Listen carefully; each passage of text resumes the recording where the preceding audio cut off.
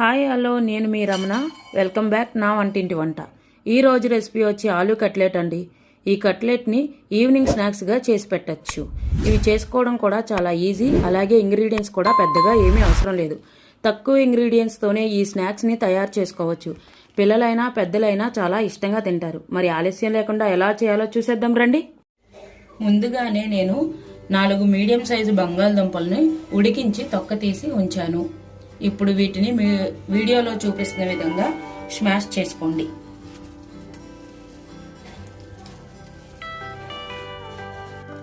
ఈ విధంగా బంగాళదుంప అన్నిటిని ఇలా స్మాష్ చేసుకొని పక్కన పెట్టుకోండి.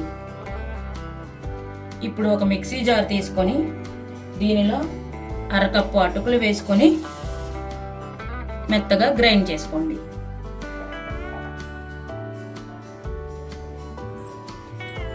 ఇలా పొడి చేసుకున్న అటుకుల పొడిని ఇందాక మనం స్మాష్ చేసుకున్న బంగాళదుంపలోకి వేసుకోండి.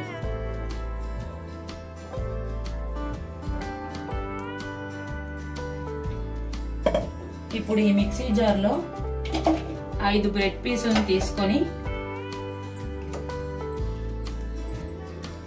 పొడి చేసుకొని పక్కన పెట్టుకోండి.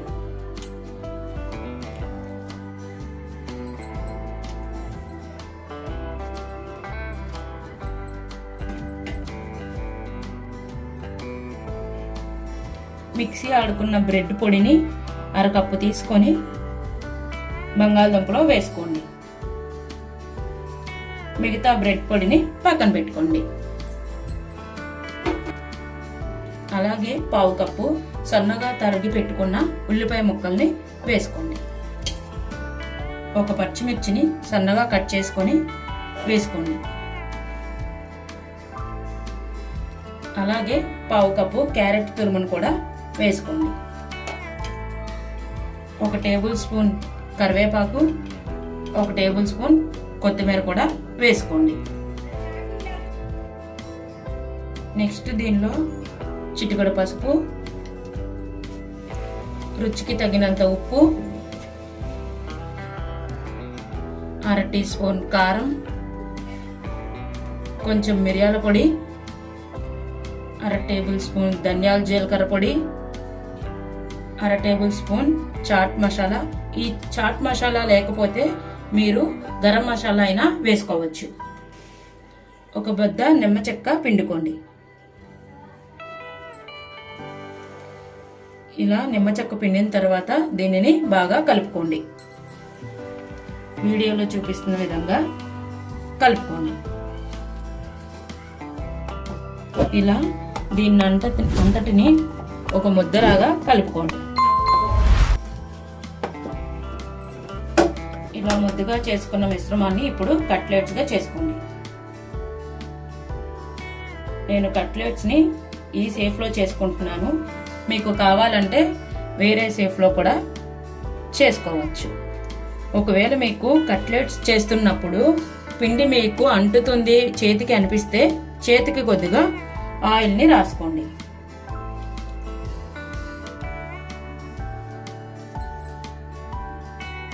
చూసారు కదా, నేను ఇలా ఈ షేప్ లో చేసుకుంటున్నాను.